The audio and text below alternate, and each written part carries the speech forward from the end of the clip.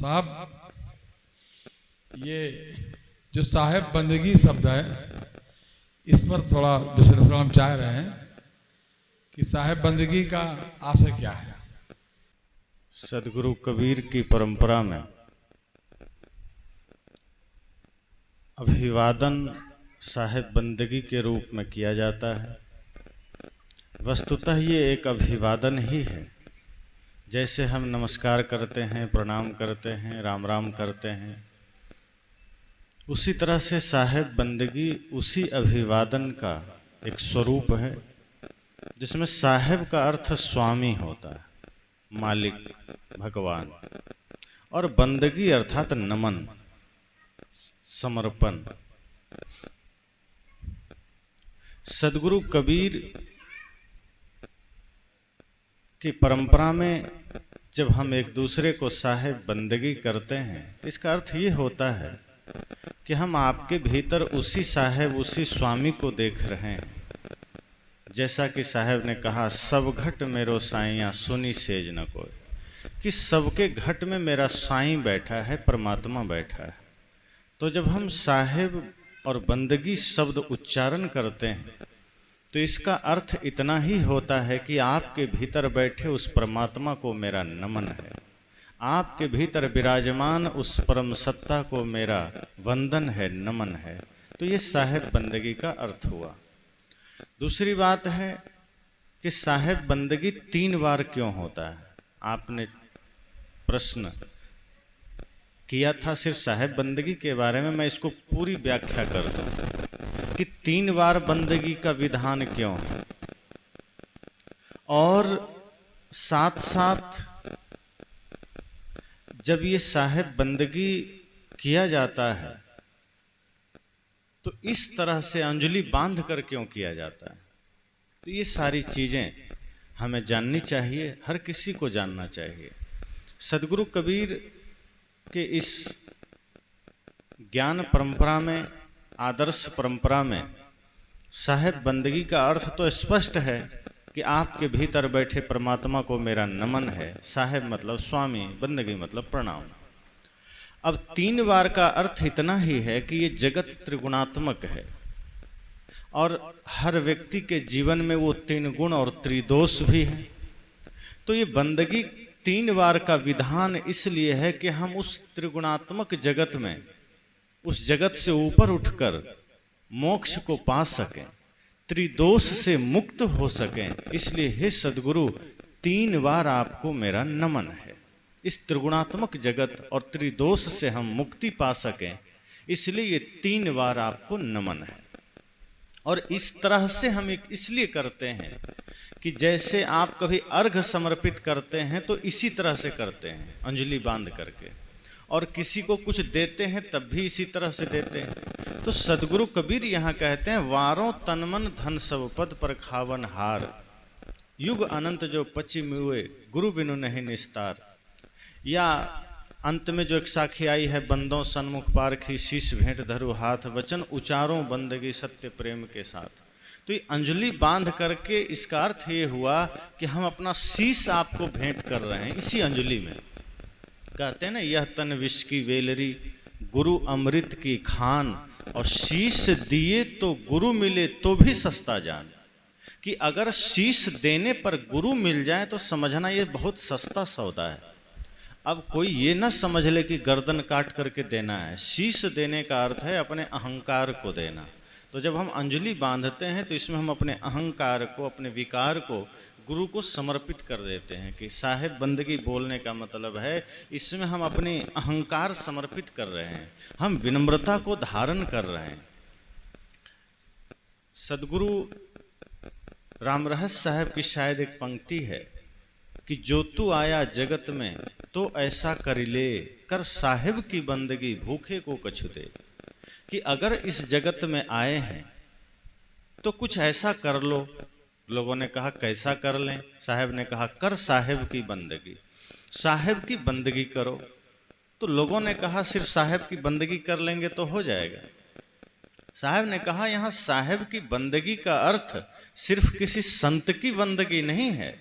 साहेब की बंदगी का तात्पर्य है विनम्र हो जाओ, सरल हो जाओ, झुक जाओ, क्योंकि झुकता वो है जिसमें कुछ बात होती, झुकता वही है जिसमें जान होती है, अकड़ना तो मुर्दों की पहचान होती। तो झुकता वही है। तो जब साहिब बंदगी करके हम झुकते हैं और अंजलि बांध करके हम उच्चारण करते हैं, तो इसका अर्थ होता है कि आपके भीतर परमात्मा को मेरा नमन है और ये मेरा अहंकार, ये मेरा ममकार सब समर्पित है सदगुरु के चरणों में। और ये इसकी प्रक्रियाएं भी है कि जैसे विधिवत जहाँ सामने है, जगह बढ़िया है, तो वहाँ 3 बार अंजलि बांध करके आप साहिब बंदगी का उच्चारण करें। और कहीं बाहर मिल गए सड़क में, तो वहाँ तो इस तरह से संभव नहीं है कि बैठ के 3 बार करें, तो वहाँ 1 बार हाथ जोड़कर प्रणाम के मुद्रा में साहिब बंदगी बोला जा सकता है। तो ये साहिब बंदगी का अर्थ है और इसको इस तरह से करने का अर्थ है। स्वामी जी, ये शिवमंगल शरीर है कि जीव है, इसका निराकरण करने की कोशिश करें कि शरीर जीवनों से अलग है। जिस वस्तु को हमार कहा जाता है वो हमसे अलग है। हमारा घर परिवार, हमारे पुत्र पत्नी, हमारी शरीर हमसे अलग है। ऐसे हमारे मन, हमारी बुद्धि, हमारी वाणी, ये भी हमसे अलग है। मन बुद्धि वाणी से भी आप अलग हैं। फिर कहते कहते कह गए कि हमारे प्राण चाहे चले जाएं लेकिन इसे नहीं छोड़ूंगा, तो आप प्राण से भी अलग हुए, तो फिर आप कौन हैं? इसका भी थोड़ा सा प्रकाश। सदगुरु कबीर जिसे जीव कहते हैं, आत्मा कहते हैं, और इससे भिन्न जो कुछ भी है, चाहे मन हो, बुद्धि हो, प्राण हो, चाहे शरीर हो, शब्द स्पर्श रूप रस गंध कुछ भी हो, सब आत्मा से परे है। और ये आत्मा को ही शास्त्रों में शिव तत्व भी कहा गया है, सत्यम शिवम सुंदरम भी कहा गया है। तो ये आत्मा ही शिव तत्व है और ये शरीर तो सब है। जब ये आत्मा इसमें है तो ये सब शरीर जीवंत है और यह जीव स्वयं शिव है। इसमें कोई कहीं संशय की बात नहीं, क्योंकि स्वाभाविक है। आत्मा को अखंड कहा गया है, अविनाशी कहा गया है, और शरीर विनाशी है, खंड है। तो जो विनष्टा है, जो परिवर्तनशील है, उसमें निवास करने वाली चेतन आत्मा, यही स्वयं शिव है और ये अखंड है, ये अविनाशी है। चूँकि ये एक रस रहता है, इसमें आपने सुना होगा, रामायण में भी बात आई, तारा विकल देख रघुराया, दिन है ज्ञान हर लिन्हि माया, कि जब बाली का वध हुआ तो तारा बहुत रो रही थी और राम जी से बहुत क्षोभित थी, क्रोधित थी। उसने कहा मेरे पति को मार दिया आपने।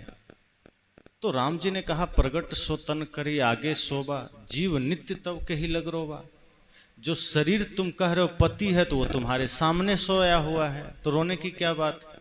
और यदि आत्मा तुम्हारा पति है तो जीव नित्य है। अब जहां नित्य शब्द जुड़ गया मतलब वो अखंड हो गया, अविनाशी हो गया। तो उसके लिए फिर क्यों रोना, क्योंकि आत्मा तो कभी मरती नहीं, आत्मा अजर है, अमर है, अविनाशी है, शिव तत्व है। तो इसलिए हमारे शास्त्रों में भी बहुत गहरे रूप में इस पर आया है कि आत्मा ही अजर अमर अविनाशी है, शिव तत्व है। आत्मा और ब्रह्म ये दो अलग अलग हैं कि एक ही है? समझने में लोग अलग अलग समझते हैं, ये हम जानना चाहते हैं। आत्मा से अलग पूरे सृष्टि में कहीं कोई ब्रह्म नहीं। आत्मा जब अपने सारे वासनाओं को मिटा लेती है, सारे प्रपंच से मुक्त हो जाती है, तो इसी में ब्रह्म की अवस्था उतर जाती है। ब्रह्म मतलब बड़ा, श्रेष्ठ। और जो भी इस धरती पर हमारे महापुरुष हुए हैं, जन्म तो सब साधारण ही लिए, कभी नहीं कहे होंगे कि बहुत बड़ा संत जन्म लिया है, कि बहुत बड़ा देशभक्त जन्म लिया। हम सीधे कहते हैं शिशु का जन्म हुआ है। और एक शिशु रूप में, एक साधारण इंसान के रूप में इस धरती पर लोग जन्म लेते हैं, अपने कर्म से, अपने संस्कार से, अपने तप से वही ब्रह्म की अवस्था को प्राप्त करते हैं। तो ब्रह्म, और जिस रूप में जगत के लोग ब्रह्म की कल्पना करते हैं कि कोई अलग सत्ता है, वैसा कुछ नहीं है। ये पूरा जगत प्रकृतिमान है और ये प्रकृति की शक्ति को ही आप ब्रह्म मान सकते हैं, लेकिन जो आत्मा की ब्रह्म की कल्पना है वो आत्मा से परे कोई ब्रह्म नहीं जो पूरी सृष्टि को संचालित करता हो। अगर ऐसा होता कि अलग कोई शक्ति होती जो पूरी सृष्टि को संचालित करती तो इतनी विभिन्नताएं नहीं देखने को मिलती, क्योंकि जो सर्वशक्तिमान है, जो सर्वोपरि है, उसकी कीर्ति कभी दाग पूर्ण नहीं होती, बेदाग होती। जैसे आप एक घर के मालिक हैं या राष्ट्र प्रधानमंत्री हमारे हैं, देश के शासक हैं, तो जो नियम भारतीय संसद से पारित होगा वो कश्मीर से कन्याकुमारी तक एक ही नियम चलेगा, अलग अलग नियम नहीं चलेगा। और यदि ब्रह्म सच में कोई होते तो पूरे विश्व में एक नियम चलता, ये हिंदू मुस्लिम सिख ईसाई का अलग अलग नियम ना होता। और राम जी के नाम पर अलग, अल्लाह के नाम पर अलग। अब बहुमत के आधार पर देखिए तो ईसाई सबसे ज़्यादा है, तो ये मान लें कि ईसाई के भगवान ने दुनिया बनाई, वो तो कहते हैं हमारे भगवान ने बनाई। दूसरे नंबर पर मुसलमान है, वो कहते हैं हमारे खुदा ने बनाई। सबसे अधिक जनसंख्या विश्व में दूसरे नंबर पर मुसलमान है, तो फिर ये माना जाएगा कि उनके ब्रह्म बड़ा है। तो वस्तुतः ये आत्मा ही ब्रह्म है, और न समझने के कारण कोई इसी को वाटर, जैसे पानी को वाटर कहता है, कोई जल कहता है, कोई पानी कहता है, कोई नीर कहता है। तत्व एक ही है। तो ये ब्रह्म तत्व हो, आत्म तत्व हो, चेतन तत्व हो, एक ही है। स्वामी जी, सब लोग कहते हैं कि संगत का बहुत बड़ा असर होता है कि हमारा बच्चा उनके साथ रह के बिगड़ गया, मेरा बच्चा बहुत सीधा था, हमारा परिवार बहुत सीधा था, उनके साथ रह के पीने खाने लगा। क्या ऐसा होता है? संगत का असर तो होता है, लेकिन अगर मूल में सब कुछ सही है तो कई बार संगत में पढ़ कर के भी हमारी संगत का असर उस पर हो जाएगा, उसका हम पर नहीं होगा। और अगर उसका हम पर हुआ है मतलब हम कमज़ोर तो हैं ही। जैसे कई लोग कहते हैं क्या करें, 10 आदमी के बीच थे इसलिए चाय पीना पड़ गया, 10 लोग के पास थे इसलिए तंबाकू खाना पड़ गया, इसलिए शराब पीना पड़ गया। पर सदगुरु कहते हैं कि नहीं, आप स्वयं को इतना मजबूत बनाइए कि वो 10 आदमी मिल के कहे क्या करें, अमुक व्यक्ति के संग में पढ़कर हम सब बदल गए। आप अपने आप को इतना मजबूत बना लीजिए ज्ञान से, ध्यान से। तो संगत का असर तो होता है। साहब ने कहा है ना, संगति से सुख उपजे, कुसंगति से दुख होए, कहीं कबीर तहाँ जाइए जहाँ अपनी संगत हो। कि संगत का तो फर्क है, आप जैसी संगत करेंगे बुद्धि वैसी होती चली जाती है। तभी तो कहा है संतों का संग कीजिए, सज्जनों का संग कीजिए, संगत कीजिए साधु की, हरे और की व्याध, ओछी संगत कूर की आठों पहर उपाधि। तो ये संगत बहुत बड़ा फर्क डालता है। एक लोटा में जल है और उसमें एक बूंद शराब की पड़ जाए, पूरा लोटा का जल खराब हो जाता है। और उसी एक लोटे जल में एक बूंद गुलाब का पड़ जाए तो पूजा में चढ़ाने लायक हो जाता है। संगत का बड़ा फर्क है। आप बाजार से मिठाई खरीदते हैं, 80 रुपये किलो का लड्डू खरीदिए तो डिब्बा फ्री में मिलता है ना। तो उस डिब्बे को जो 80 रुपये किलो आप लाए हैं, तो उस 80 रुपया में ही उस डिब्बे का भी कीमत शामिल है, वजन में वो भी शामिल है। अब अगर आपका 80 रुपये का मिठाई है तो 2-4 रुपये का डिब्बा भी पड़ेगा, लेकिन उसी 80 रुपये किलो के जगह पर आप 1000 रुपये किलो का काजू बर्फी खरीदिए तो उसी डिब्बा में वो मिठाई आएगा, तो उस डिब्बा का कीमत 25-50 रुपया हो जाएगा। डिब्बा वही था, सिर्फ मिठाई बदल गई तो संगत बदल गई, उसका महत्व बदल गया, उसकी कीमत बदल गई। मिट्टी एक ही है, उसी मिट्टी से आपने घड़ा बना दिया तो लोगों उसमें पानी भर रहे हैं और वो पानी पिलाने के काम में आ रहा है। और उसी मिट्टी से चिलम बना दिया तो क्या हो गया, आदमी गांजा पीने लगा। मिट्टी वही है, उसकी संगत किसके साथ हो गई, जिसकी बुद्धि खराब थी उस कुम्हार ने उससे चिलम बना दिया, अब वो गांजा पीने के काम में आ रहा है। और जिसकी बुद्धि ठीक थी वो कहा नहीं चिलम नहीं बनाएंगे, हम घड़ा बना देंगे या पूजा का कलश बना देंगे, दिया बना देंगे। तो जो चिलम सड़क किनारे कहीं कोने में बैठ के पिया जा रहा था, अब उसी से अगर दीप बन गया तो आप देखिए यहाँ जला रहे हैं। तो संगत का बड़ा फर्क पड़ता है। इसलिए संत जन कहते हैं संगति बहुत सोच समझ के करनी चाहिए। मित्र एक ही हो, कृष्ण की तरह हो, दुर्योधन की तरह नहीं चाहिए। कि परिवार में अलग अलग मन मानसिकता के लोग रहते हैं, किसी का मन कुछ है, किसी का कुछ है, और उसमें सामंजस्य स्थापित करके जीना बहुत कठिन का काम होता है। जैसे पति पत्नी ही है, कई बात पर कई बार विरोधाभास हो जाता है, मनमुटाव हो जाते हैं, और उसमें सामंजस्य स्थापित करना बहुत बड़ी बात है। तो इसे हम रामायण के ही एक प्रसंग से सीख सकते हैं कि राम और सीता बैठे थे अपने जंगल में वनवास के क्षण में, और उसी समय सामने एक पेड़ एक लता चढ़ी हुई थी, हरी हरी लता थी, बड़ी खूबसूरत, और पेड़ भी बहुत बढ़िया था, स्वस्थ पेड़ था।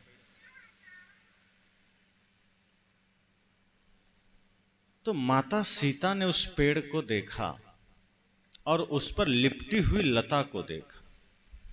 माता सीता ने राम जी से कहा, प्रभु देख रहे हैं, उस लता को देखिए, वो लता कितनी सौभाग्यशाली है कि उसे कितना बढ़िया पेड़ का सहारा मिला है, कितना स्वस्थ पेड़ है, कितना बढ़िया पेड़ है। सोचिए अगर वो पेड़ वहां ना होता तो लता जमीन में पड़ी होती।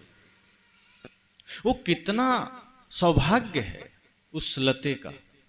लता सच में सौभाग्यशाली है प्रभु, उसे पेड़ का सहारा मिला। राम जी आशय समझ गए कि सीता कहना क्या चाहती।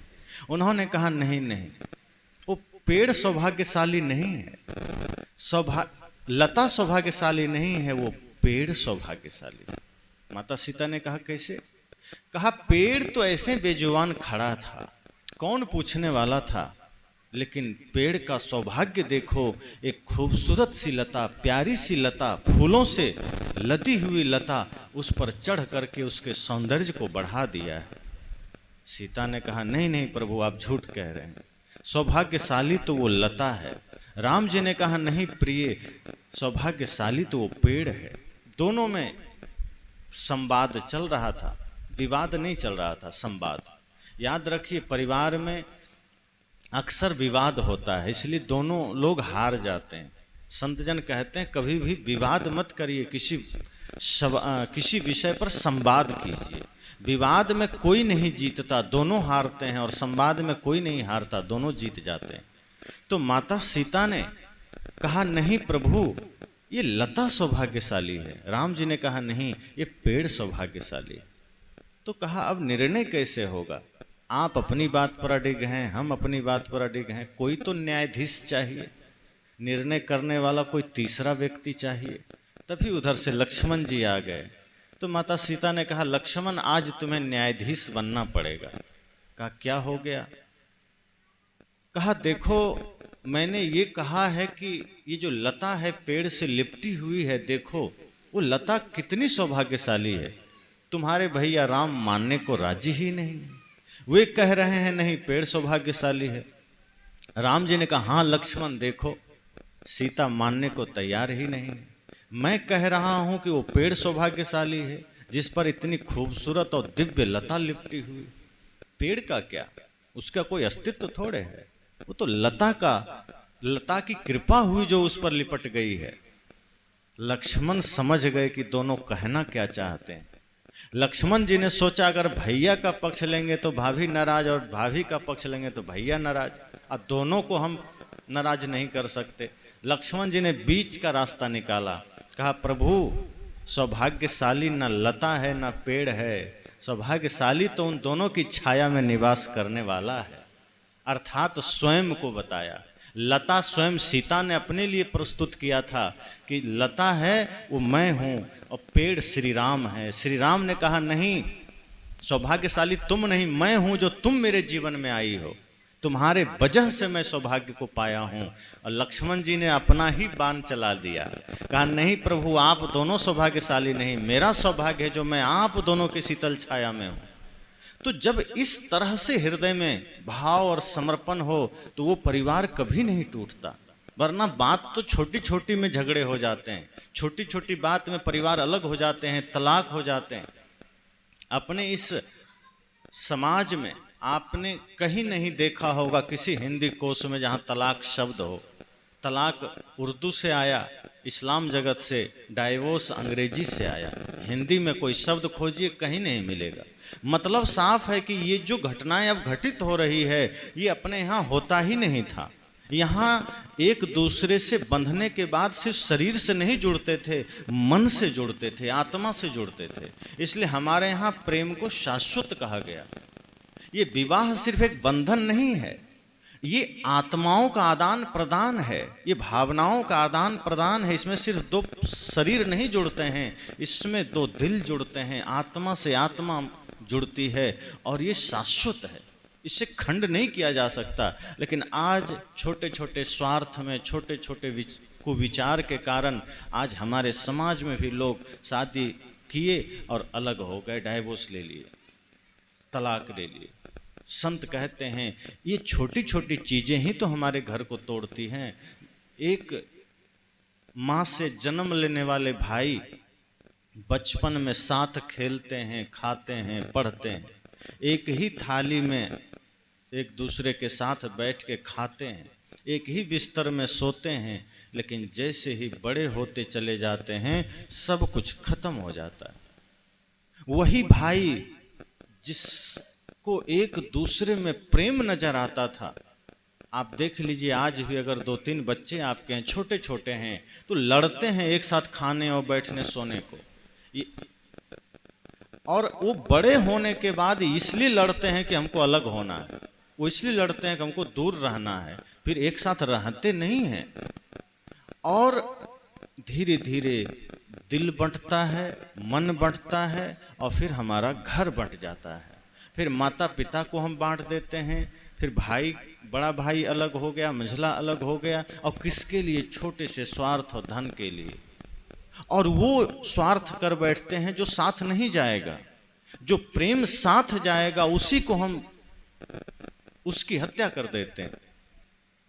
एक बार एक गांव में एक संत आए।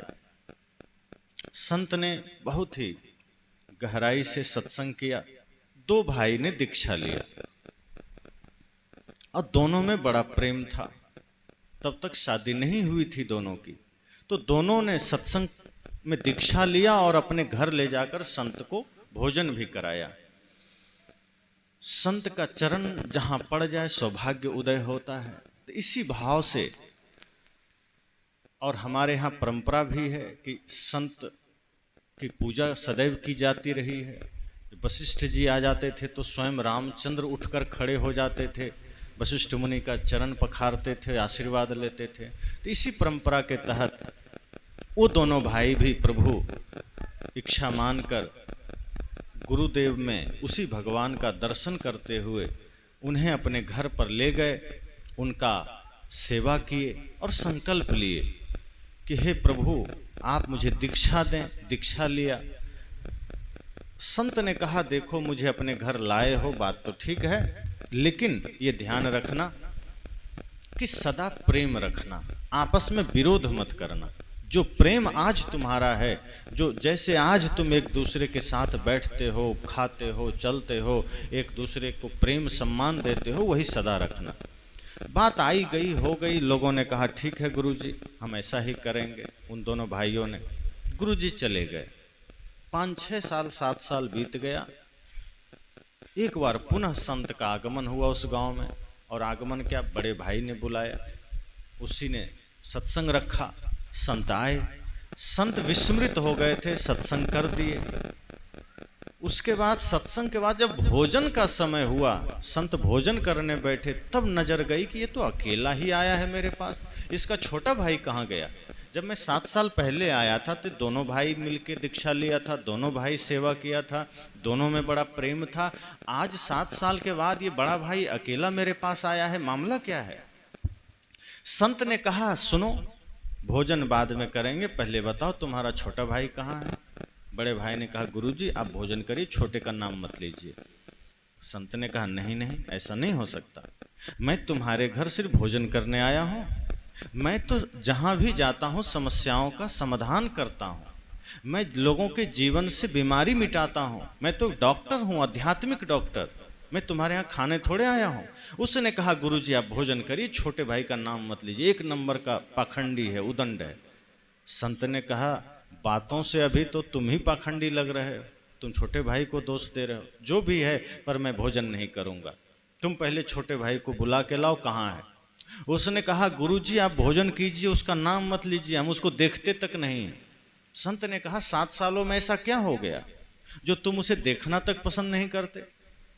कहो बड़ा अकड़बाज है, अहंकारी है, उसने कभी मेरे पास आने की कोशिश ही नहीं की। संत ने कहा और वो नहीं किया, तुमने कोशिश किया। कहा हम कैसे करेंगे, हम तो बड़ा है। संत ने कहा ये बड़ा बड़ा खतरनाक होता है, ये बड़ा वाला चक्कर बहुत डेंजरस है, इसको मिटा लो। कहा नहीं गुरुजी आप भोजन कीजिए। संत ने कहा तुमने मुझे क्या समझा कि तुम मुझे खिलाओगे मैं खा लूँगा, मैं प्रेम का भूखा हूँ। ये धन दौलत रुपये पैसे ये तो भौतिक सुविधाएं हैं, तुम देते हो, हम कहीं न कहीं हम भी दे देते हैं, हम संग्रह थोड़े करते हैं। और तुम ये सोच रहे हो कि तुम भोजन कराओगे मैं कर लूँगा, मैं नहीं करूँगा। अब सोचा गुरुजी हैं, रूठ जाएंगे तो भी ठीक नहीं है। तो बड़े भाई ने कहा गुरुजी बोलिए क्या करें। संत ने कहा पहले जाओ छोटे भाई को बुला लाओ। कहा ये तो संभव नहीं है, मैं नहीं जा सकता। मैं जाऊंगा, वो नहीं आया तो कहा जाके पैर पकड़ लेना। अब तो और खत्म बात हो गई। कहा ये कैसे हो सकता है, एक तो अहंकारी है, ऊपर से मैं बड़ा भाई हूं, मैं उसका पैर पकड़ूंगा, मैं बिल्कुल नहीं जा सकता। संत ने कहा तो मैं चला, नहीं जा सकते तो मैं चला। सोचा संत नाराज हो जाएं, वो भी गुरुजी, तो ये तो बड़ा दुर्भाग्य की बात है। उसने कहा गुरुजी मैं चला तो जाऊंगा, पर ये पैर पकड़ने की बात मत करिए, वो बड़ा घमंडी है, आएगा नहीं। संत ने कहा है तो तुम्हारा भाई ही, कोई दूसरा है क्या? अगर तुम पैर पकड़ ही लोगे तो क्या नुकसान हो जाएगा?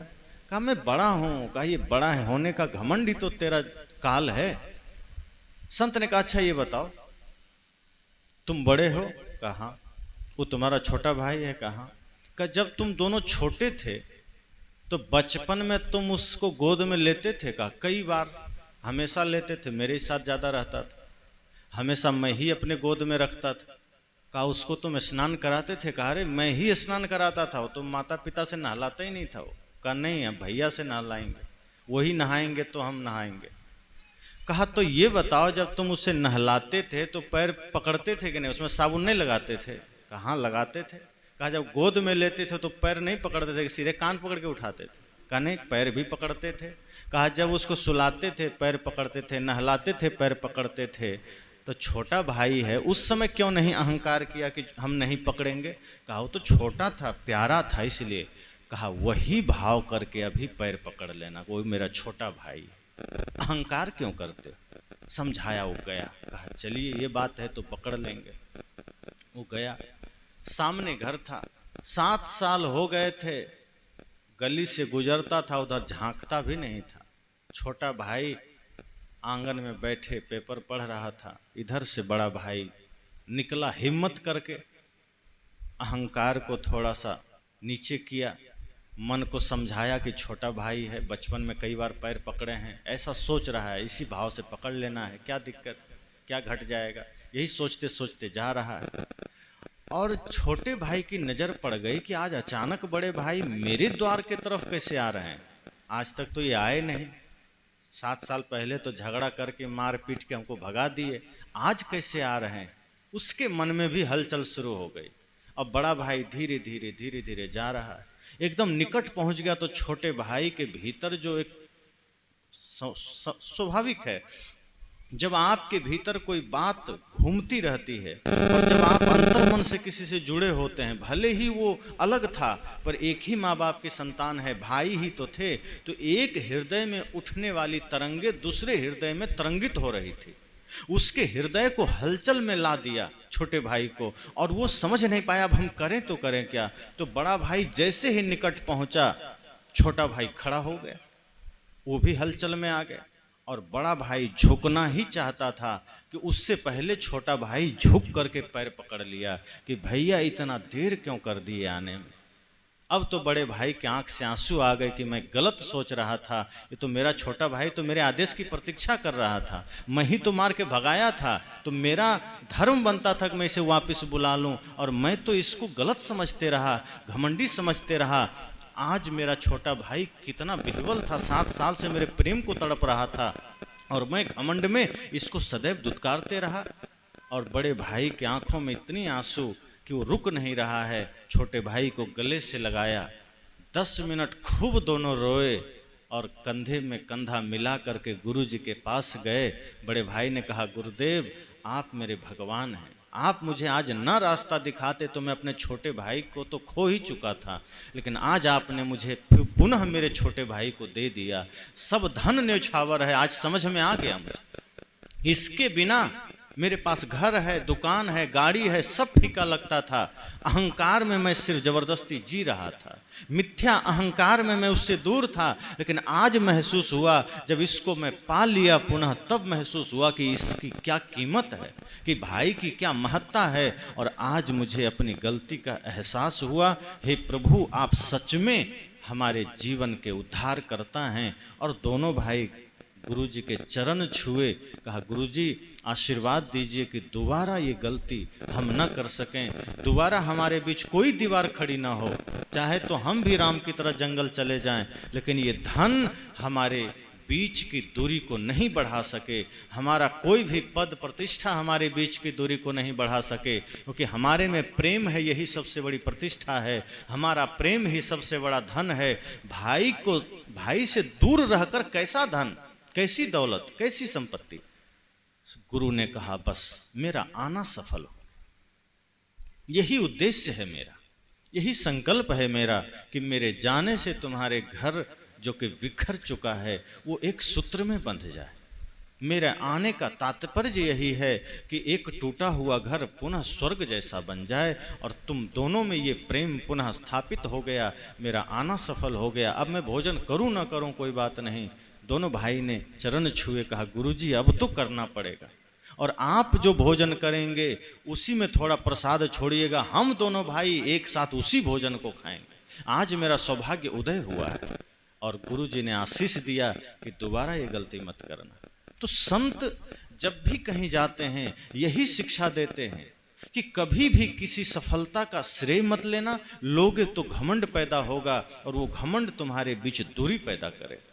आप कुछ भी करिए उसे माता पिता के चरणों में समर्पित कर दीजिए। छोटे भाई हैं बड़े भाई को समर्पित कर दीजिए, बड़े भाई हैं छोटे भाई को समर्पित कर दीजिए कि मेरी सफलता मेरे भाई की वजह से है, मेरी सफलता मेरे माता पिता की वजह से है, मेरी सफलता मेरे पुत्रों की वजह से है। फिर आप देखिए वो घर कभी टूटेगा नहीं। लेकिन यहाँ मैं करने के चक्कर में आदमी दीवारें खड़ी कर लेता है, और उसी दीवारों में झगड़े होते हैं, एक दूसरे का महत्व हम नहीं देते। पति सोचता है मैं तो पति परमेश्वर हूँ, पत्नी को क्या महत्व देना, उसकी क्या सुनना। अब बेचारी वो घुट घुट के जीती है कि कुछ उचित कहो तो भी नहीं सुनता। ऐसा नहीं होना चाहिए। ये सृष्टि समान है, नारी पुरुष में कोई भिन्नता नहीं है, बल्कि हमारे ऋषियों ने तो नारी को ही ऊंचा रखा है, मातृदेवो भव। आप एक चीज अनुभव कीजिए, ये जो आत्मा शब्द है इसके लास्ट में माँ शब्द है, आत्मा, और ये जो महात्मा है इनके लास्ट में भी माँ है, परमात्मा के भी लास्ट में माँ है, और ये आत्मा के भी लास्ट में माँ है। मतलब पूरी सृष्टि माँ से अधूरी है, न आत्मा उसके बिना है, न महात्मा उसके बिना है, यहाँ तक परमात्मा भी नहीं।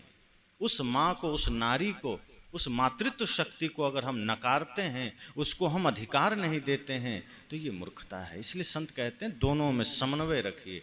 जैसे माँ सीता ने अपने को सौभाग्यशाली माना, ये नहीं कहा कि हाँ राम जी आप कुछ नहीं हैं, आपका कोई मतलब नहीं है, मैं ही सब कुछ हूँ। नहीं, उन्होंने कहा प्रभु आप ही सब कुछ हैं।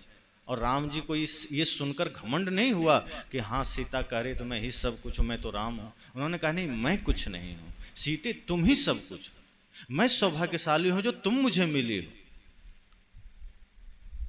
और लक्ष्मण जी को जब मौका मिला उन्होंने क्या कहा कि नहीं प्रभु मैं सौभाग्यशाली हूँ, क्योंकि आप दोनों का सानिध्य मुझे मिला है, आप दोनों की कृपा मुझे मिली है।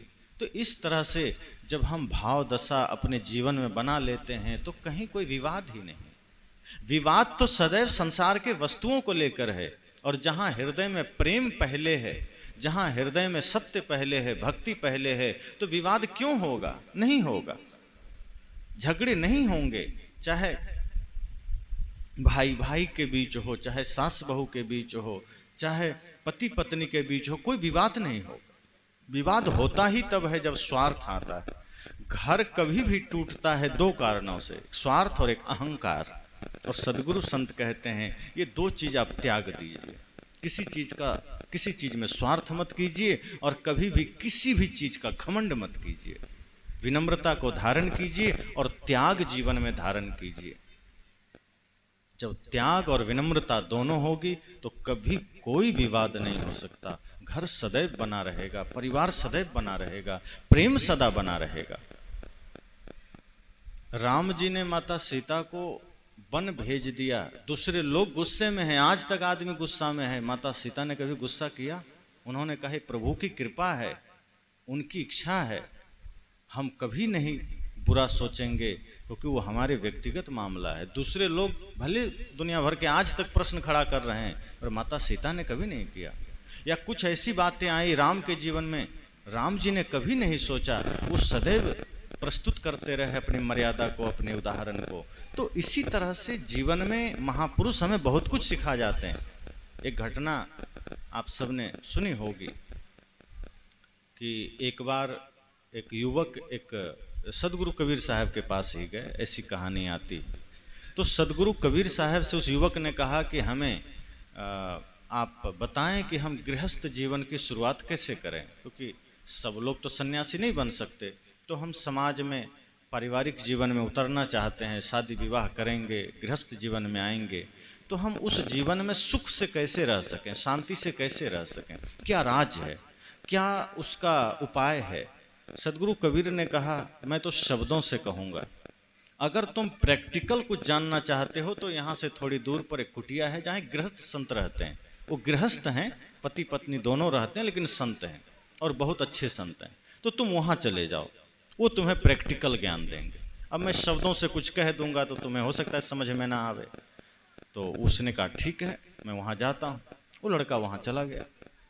वो जैसे ही वहाँ गया, दोपहर का समय था, ऐसे चिलचिलाती हुई धूप, बल्कि और ज़्यादा, आसपास कोई गांव घर भी नहीं, सुनसान कुटिया थी।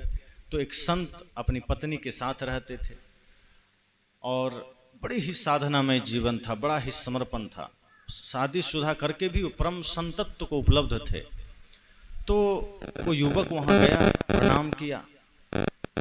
संत ने कहा कहो कैसे आना हुआ। उसने कहा कि मैं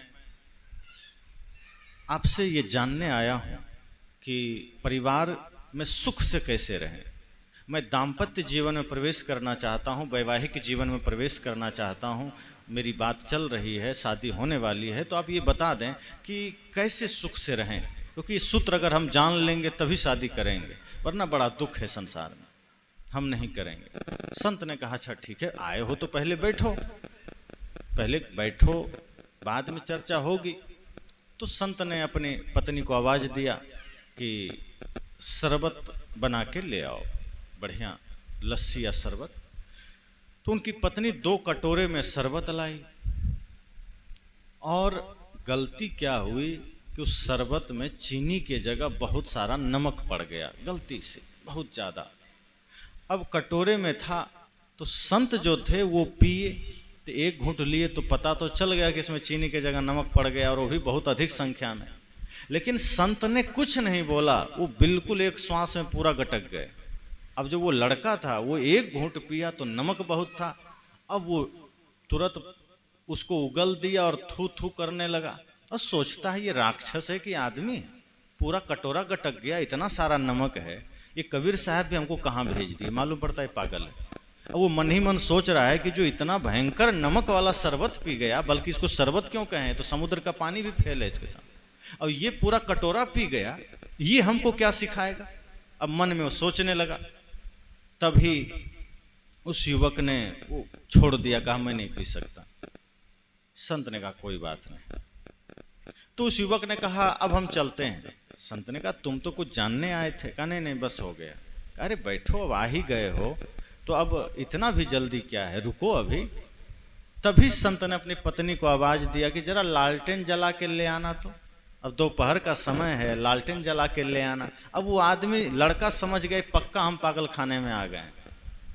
कबीर साहब मजाक किए हमारे साथ। पहले तो ये शरबत जहर था, ये पूरा पी गया ये राक्षस आदमी। ऊपर से वो कह रहा है लालटेन जला के ले आओ, लगता है इसका फीता उतर गया है। और तभी देखते हैं उधर से उनकी पत्नी बिना कुछ कहे लालटेन जला के ले आए। अब ये कहा पत्नी भी इसकी पागल है। ये दोनों पागलों के बीच में मैं और ज़्यादा रुका तो कहीं हमारे साथ कुछ अनिष्ट ना हो जाए। अब वो भागने के लिए सोचने लगा, अब क्या करें। पत्नी भी लालटेन जला के ले आई। अब वो सोच रहा है किसी तरह से निकल जाए, सुनसान में यही दोनों आदमी पगली और पागल, कहीं हमारे साथ कुछ बुरा ना हो जाए। पक्का विश्वास होगा कि कबीर साहब उसकी फिरकी ली, उसके साथ मजाक किए। अब वो लालटेन रख के बेचारी चली गई। अब ये कहता है संत जी प्रणाम, मैं चलता हूँ। अब जिसके लिए मैं आया था तो हुआ नहीं। संत ने कहा वो हो चुका है। कह लगता है फिर पागल वाली बात, अभी तक आप तो पागल से ज़्यादा कोई हरकत ही नहीं किए, करें हो चुका है। कहा शांत हो जाओ, तुम जिसके लिए आए थे, तुम मेरे पास प्रैक्टिकल के लिए आए थे ना। मैं शब्दों से कोई जवाब तुम्हें दिया ही नहीं, सारा काम तुम्हारी प्रैक्टिकल में चल रहा था। अगर शब्दों में उत्तर चाहिए था तो सदगुरु कबीर से ज़्यादा उत्तर मैं थोड़े दे सकता हूँ। और उन्होंने तुम्हें मेरे पास भेजा है किस लिए, ताकि मैं तुम्हें करके दिखा सकूं। उसने कहा मतलब, कहा पहली बात, पहली शिक्षा याद करो। जब मैंने शरबत मंगाया तो जो मेरी धर्म पत्नी है उस शरबत बनाई, तो तुम्हें क्या लगता उसने जानबूझ के नमक डाला? गलती से पड़ गया और मैंने उसे देखा, पिया, मुझे भी नमक महसूस हुआ। लेकिन अगर उस समय में गुस्से में आ जाता तो जानबूझ के तो उसने डाली नहीं, और मैं उस पर गुस्सा कर देता तो प्रेम टूट जाता कि नहीं। मैंने सहज भाव से आंख बंद करके पी लिया, क्योंकि मैं जानता हूं बाद में उसी शरबत को अगर वो एक घूंट पी लेगी तो उसकी आस्था मेरे प्रति बढ़ जाएगी कि देखो कैसे सच में देवता हैं। कुछ नहीं बोला, पी गए, तो आस्था बढ़ेगी कि नहीं? कहा हाँ। कहा दूसरी बात, मैंने कहा लालटेन जला के ले आओ, वो तो दोपहर का समय है, सब जान रहे हैं कि लालटेन जलाना मूर्खता के सिवा कुछ भी नहीं है। दोपहर का समय है, लालटेन कौन मांगता है? मैंने फिर भी कहा लालटेन जला के ले आओ। ऐसे ही प्रकाश है। आज अगर पति अपने पत्नी से, कई जगह ऐसी घटनाएं घटती है, जब आज का पति कहता है कि एक गिलास पानी दो, हम खेत से काम करके आए हैं, तब भी पत्नी कहती है अभी तो एक लोटा पिए थे, अभी इतना क्या करोगे? मतलब पानी सच में पीना है तब भी वो सवाल करती है। और बहुत हुआ तो हम सीरियल देखना, जाओ अपने से पी लो। सोचिए कबीर साहब ने जिसके पास भेजा वो क्या कह रहे हैं, लालटेन जला कर ले आओ, और उनकी धर्मपत्नी क्या कहती है? कुछ भी, कोई सवाल, कोई जवाब, कुछ नहीं, लालटेन जलाती है, ये सोचकर कि अगर पति देव मांग रहे हैं जरूर कोई कारण होगा, हमें क्यों सवाल करना।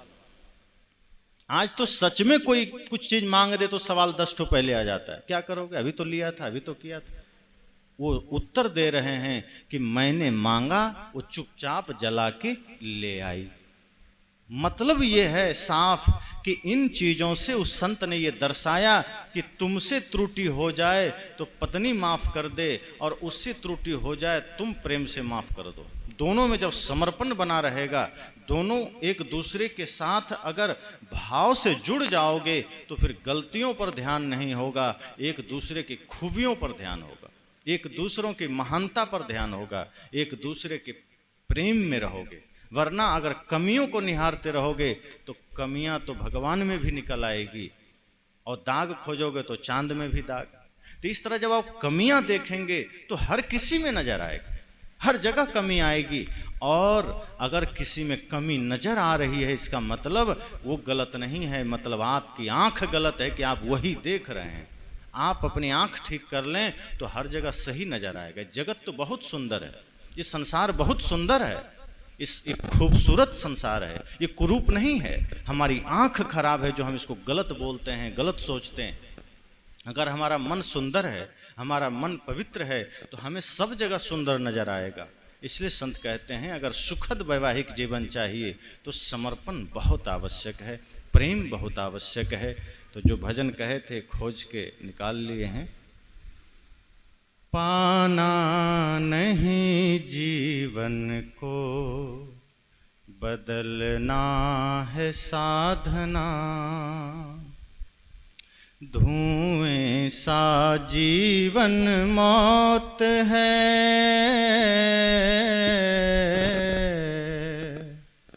धुएं सा जीवन मौत है, जलना है साधना, पाना नहीं जीवन को, बदलना है साधना। मुड़ मुड़ाना बहुत सरल है, मन मुड़न आसान नहीं। मुड़ मुड़ाना बहुत सरल है, मन मुड़न आसान नहीं।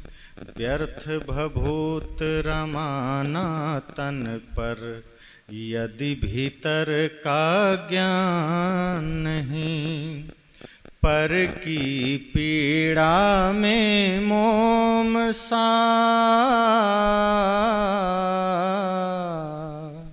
पर की पीड़ा में मोम सा, पिघलना है साधना, पाना नहीं जीवन को, बदलना है साधना। मंदिर में हम बहुत गए पर तन यह मंदिर नहीं बना। मंदिर में हम बहुत गए पर तन यह मंदिर नहीं बना। व्यर्थ शिवालय में जाना यदि मन शिव सुंदर नहीं बना। पल पल समता में इस मन का,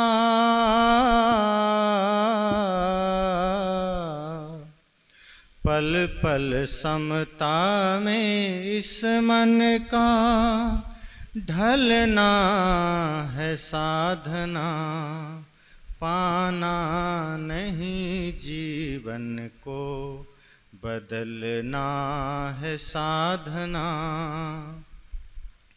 पाना नहीं जीवन को, बदलना है साधना।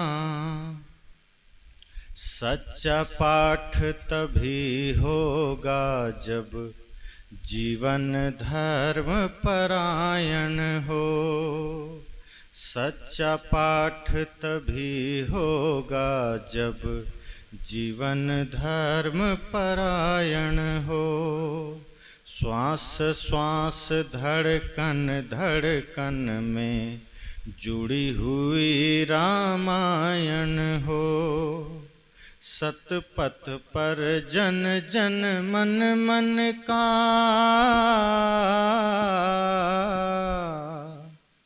तब सतपथ पर जन जन मन का, चलना है साधना, पाना नहीं जीवन को, बदलना है साधना, पाना नहीं जीवन को, बदलना है साधना, बदलना है साधना। इस जीवन को पाना नहीं, संत कहते हैं बदलना साधना है। पाना तो सब पा लेता है। अब मूड मुड़ाना बहुत सरल है, मन मुड़न आसान नहीं। सिर को मुंडन तो सब करवा लेते हैं, पर मन का मुंडन नहीं हो पाता। इसलिए मन सदैव तमाम प्रपंचों के साथ जीता है। मंदिर में हम बहुत गए, अब मंदिर में हम गए लेकिन हमारा तन, हमारा जीवन, हमारा शरीर मंदिर नहीं बना। इसलिए संत कहते हैं व्यर्थ शिवालय में जाना। शिवालय में जाना भी व्यर्थ है अगर मन शिव सुंदर नहीं बना। पल पल समता में इस मन का ढलना है साधना। हम समता में जिएं, सम्यक दृष्टि रखें, सात्विक दृष्टि रखें। और अंत में कहते हैं कि पाठ, सुमिरन, भजन, उपासना तभी सच्चा होगा जब हमारा जीवन धर्मपरायण होगा। श्वास श्वास धड़कन धड़कन में जुड़ी हुई रामायण, अर्थात रामायण का मतलब है वो धर्मशास्त्र जिसमें जीवन जीने के बहुत ही सम्यक शुद्ध सात्विक रास्ते हैं, जिसमें मर्यादा है, ज्ञान है, धर्म है। तो ऐसे शास्त्र जब हमारे हृदय से जुड़ेंगे, जिसमें धर्म की शिक्षा है, न्याय की शिक्षा है, प्रेम की शिक्षा है, तो समझ जाना सच्चा पाठ हो गया।